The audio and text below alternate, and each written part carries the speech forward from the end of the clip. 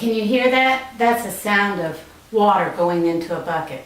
Can you imagine hearing that inside your house every time it rains? Several years ago, I met a man who was 63 years old and had cancer. His house was literally falling down around him. The floors from his house had sunk into the crawl space, and his toilet and his sink seemed to be suspended in air. The only thing holding them up was the plumbing in his house. As we walked through the house, he had 2x4s holding up the ceiling, and you could look out and literally see the sky around you. This man lived on Dinty Moore stew and cat food. When we walked into the kitchen, he had a refrigerator, which was not working, and that's what was on the shelves of his refrigerator, because that's all he could afford to eat. He also used this 5-gallon bucket as a toilet. Without getting too graphic, I want you to know that he did take care of it. He would put it in plastic and put it out by the side of his road so the sanitation department would pick it up. Can you imagine living like that yourself? Can you imagine anyone you loved had to live in those conditions and there was no way out of it and nothing you can do about it? Are you wondering where this man lived? I'll let you know in a few minutes. In his book, Rich Christians in the Age of Hunger, Ronald J. Slider asks, can overfed, comfortably clothed, and luxurious house persons understand poverty? I believe the answer to that is no. Or perhaps we just put blinders on or choose to ignore it, because if we realized that it was really happening, we know we'd have to do something about it. I truly believe that it's sinful for anyone to live in this kind of conditions in this country. America is one of the wealthiest countries in the world. We also are one of the most generous countries of the world, and generosity begins right here. We Americans make up 5% of the world's population, and while we, some of us that live like kings and queens, our neighbors are living on less than $2 a day. Lawrence Shames, in his book, Hunger for More, Searching for Values in an Age of Greed, says this: more. If there's a single word that summarizes Americans' hopes and obsessions, that's it. More money, more luxuries and gizmos, more success, more vacations, more homes. We live for more.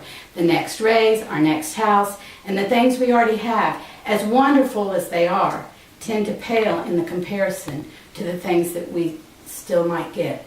How can we sit idly by and allow this to happen, and we aren't doing anything at all about it? I admit sometimes I get overwhelmed at the immensity of the problem. Sometimes I am moved to do something, but I don't know what to do. I guess the easiest answer is to get informed. Look around. Become aware of the surroundings. Become a person of compassion and not a person of judgment. Jesus tells us that we will be judged for how we treat the poor, the hungry, the naked, the prisoner, and the thirsty. Next, we need to get involved with an organization that is trying to do something to resolve this problem. Maybe all you can do is donate your time. Maybe all you can do is donate clothing or materials. But the key here is to do something. There are many organizations in our area that are looking for volunteers to help. I can tell you that once you begin to give and you get involved, you will receive so much more. There's an old saying that you can't outgive God. The many times I've stepped in to help somebody that was needy, that needed help, I was the one that needed the help. I was the one that was blessed. I wasn't blessing someone else. God was blessing me. It's a supernatural, spiritual thing that happens to you. It is not monetary. When you've done this to the least of these, you've done it unto the Lord. I believe that when we meet Jesus face to face, the questions he's not going to ask us is, how much money do you have in your checkbook? Which church are you affiliated with? I believe that he's going to ask us these questions. I was naked and you clothed me. I was hungry and you fed me. I was a stranger and you let me in. We cannot call ourselves Christians unless we help the poor. In December 2010, Stephen Covey made this statement on the Covey Report. If this is going to be a Christian nation that doesn't help the poor, either we have to pretend that Jesus was just as selfish as we are, or we have to acknowledge that he commanded us to love the poor and serve the needy without condition, and then admit that we just don't want to do it. There's a tremendous need in our community. I see it every day. All we have to do is open our eyes, take off our affluent blinders, and be willing to get out of our comfort zone and ask God to use us. I told you about the man in the beginning of my story, and I asked you, where do you think he lived? Right here in Asheville, North Carolina, downtown in fact. His house was adjacent to the Asheville-Buncombe County Housing Authority.